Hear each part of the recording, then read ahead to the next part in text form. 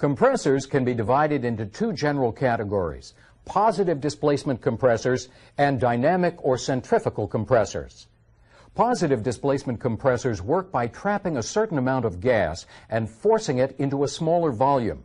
A common type of positive displacement compressor is a reciprocating compressor. This simplified illustration shows two main parts of a typical reciprocating compressor: a cylinder and a piston. In this compressor, gas enters the cylinder and is trapped inside the cylinder. The gas is then forced into a smaller space by the action of a piston. Forcing the gas into a smaller space increases the pressure of the gas. The compressed gas is then discharged. Centrifugal compressors work differently. A centrifugal compressor uses a device called an impeller to spin the gas around, which accelerates or increases the speed of the gas flow. The acceleration gives the gas energy. As the gas stream flows out of an impeller, it spreads out and slows down. As the gas slows down, its energy is converted into pressure. Although positive displacement and centrifugal compressors operate differently, they share certain characteristics. For example, all compressors are rated according to discharge pressure and flow rate. Discharge pressure is usually expressed in terms of pounds per square inch, or PSI. And flow rate is often expressed in units of cubic feet per minute, or CFM. All compressors also require some form of drive mechanism. Electric motors, such as this one, are commonly used to drive compressors. Other drive mechanisms you may encounter include gasoline engines and steam or gas turbines. Compressors are used in many different types of compressed gas systems, and a particular facility may have several compressed gas systems. We can use this simplified illustration to identify the basic components of a typical compressed air system. You may also hear a compressed air system referred to as a pneumatic system. The system includes a reciprocating compressor with two cylinders and two pistons, an intercooler, an aftercooler, a demister, a safety valve, and a receiver. The compressor is a multi-stage reciprocating compressor. A multi-stage reciprocating compressor contains two or more cylinders connected so that the discharge of one cylinder is directed into the inlet of another cylinder. The compressor in this example takes in air at atmospheric pressure and increases its pressure in two stages. In the first stage, the compressor increases the pressure of the air to approximately 25 psi. As the air is compressed, its temperature increases. The air that leaves the first stage of the compressor is routed to the intercooler. The intercooler is a shell and tube heat exchanger. As the air passes through the tubes in the intercooler, it is cooled by water flowing around the tubes. The cooled air from the intercooler is routed to the second stage of the compressor.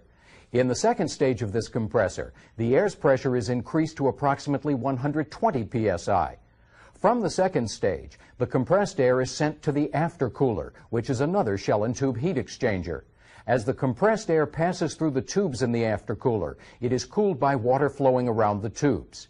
During the cooling process, any water vapor that is in the air condenses. As a result, there may be moisture in the compressed air.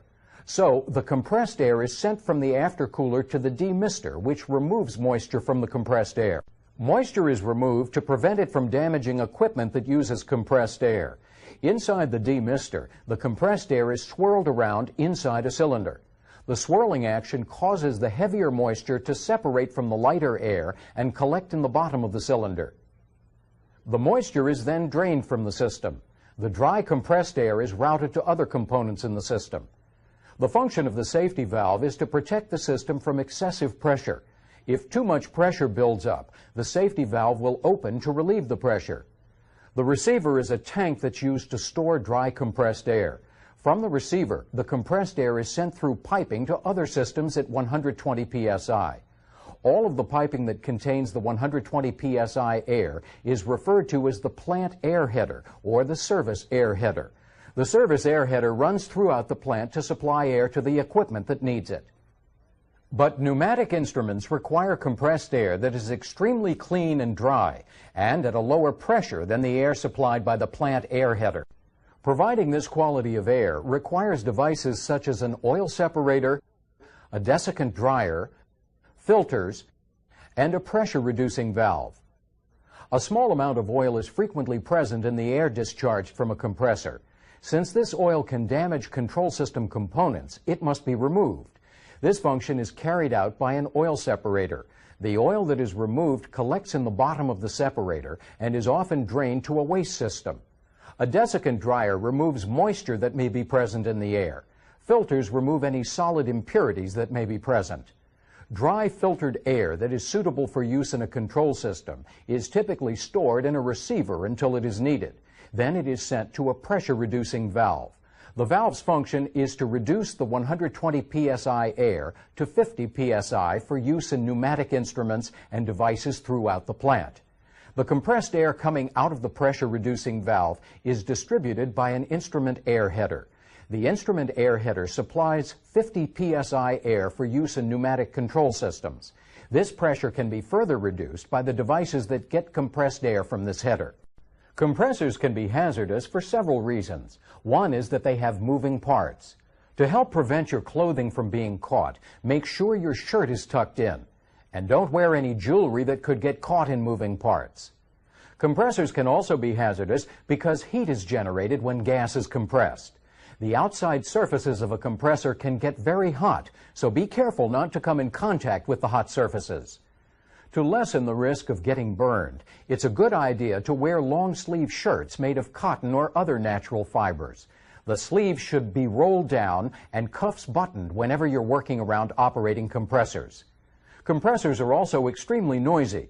Personnel who do not wear appropriate hearing protection may risk a permanent hearing loss.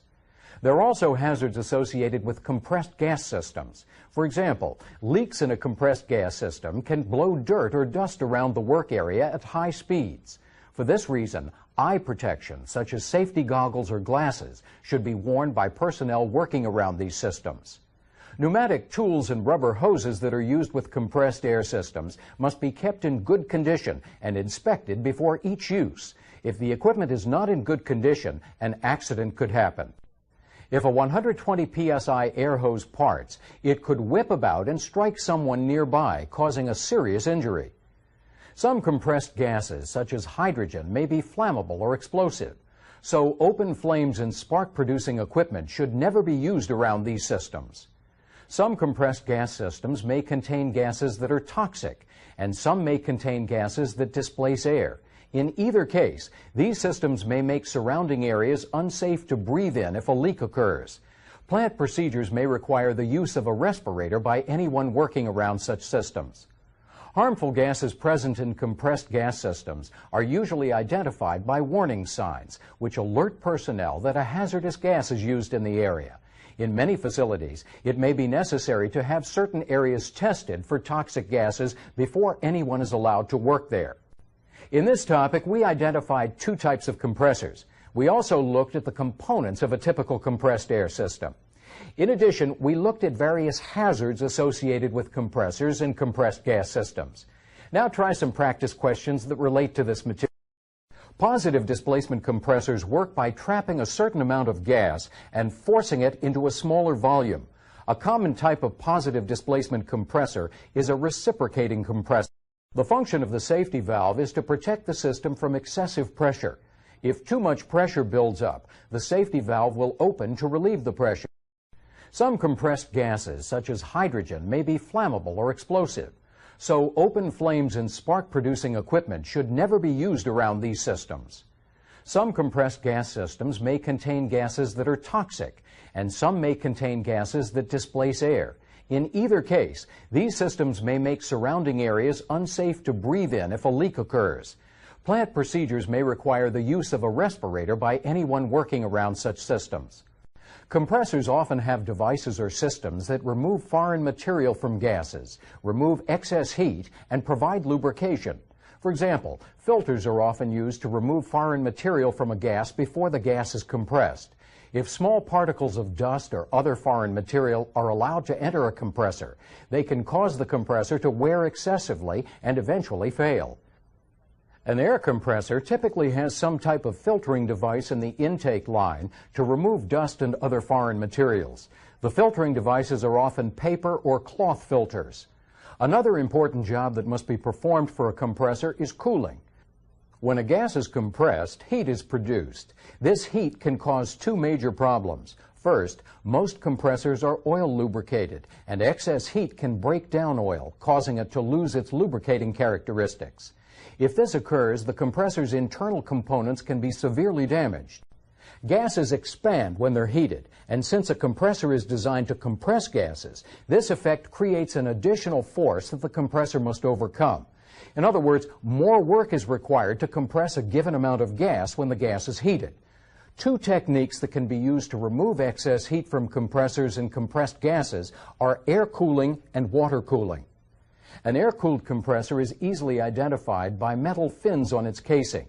The fins provide increased surface area, allowing more of the surrounding air to come in contact with the casing and therefore keep the compressor cooler. Water cooling can be accomplished in two ways. One way is to use jackets. A jacket is a chamber that surrounds the compressor. Water is circulated through the jacket to cool both the compressor and the gas inside it. The other method of water cooling cools just the compressed gas. This method involves one or more shell and tube heat exchangers. Depending on their location, these heat exchangers are classified as either intercoolers or aftercoolers. The main difference between intercoolers and aftercoolers is where they're located in the flow path of the compressed gas. Intercoolers are generally used with multi-stage compressors and are located between the stages. Cooling the gas between stages in a multi-stage compressor is one way that excess heat can be removed. Because oil is heavier than gas, it is more difficult for the oil to make the changes in direction. As a result, the oil droplets separate from the gas, collect on the baffles, and then drip down into the sump. In this way, most of the oil is removed from the gas. After the gas passes the last baffle, it flows through the wire mesh screen. Most of the small amount of remaining oil is trapped by the screen and then into the sump. The relatively oil-free gas continues on through the outlet. The next auxiliary device we'll look at is a demister. Air and other gases generally contain some moisture vapor. When gases are compressed and then cooled, the vapor often condenses into liquid droplets that can damage some types of pneumatic equipment. To prevent this from happening, moisture separators or demisters are often used to remove the droplets. This illustration of a demister includes a shell, a gas inlet line, a liquid outlet line, and a gas collector, which is connected to a gas outlet line. As moist gas enters the demister, it begins spinning. Because liquids are heavier than gases, centrifugal force causes liquid to separate from the gas and hit the shell. The liquid runs down the shell and out through the liquid outlet. The gas enters the collector and leaves through the gas outlet. Another auxiliary device that may be used along with a demister when extremely dry gas is required is a desiccant dryer. Another way to remove excess heat is to cool the gas after the compression process is complete. The device that does this is called an aftercooler. Another important compressor system is its lubrication system. The main function of a compressor's lubrication system is to reduce friction between the compressor's moving parts. Lubrication also helps to cool the compressor's parts and to keep gas from leaking out of the compressor. The main parts of this lubrication system are an oil pump, a filter, a heat exchanger, and an oil injector, which is commonly called an oiler. Oil from the compressor flows into the pump. The oil is then pumped through the filter, which removes any solid particles from the oil. Next, the oil flows through the heat exchanger where it is cooled. From the heat exchanger, most of the clean, cool oil flows directly back to the compressor to lubricate some of its moving parts. But some of the oil flows to the oiler. The oiler supplies a small amount of oil to the compressor cylinder. In the cylinder, piston rings are used to maintain a seal between the piston and the cylinder. The oil lubricates the piston rings and helps seal the space between the cylinder wall and the rings. Compressed gas systems use auxiliary devices to remove oil or moisture from compressed gas and to prevent overpressurization. Two devices that are used to remove liquids from compressed gas are oil separators and demisters.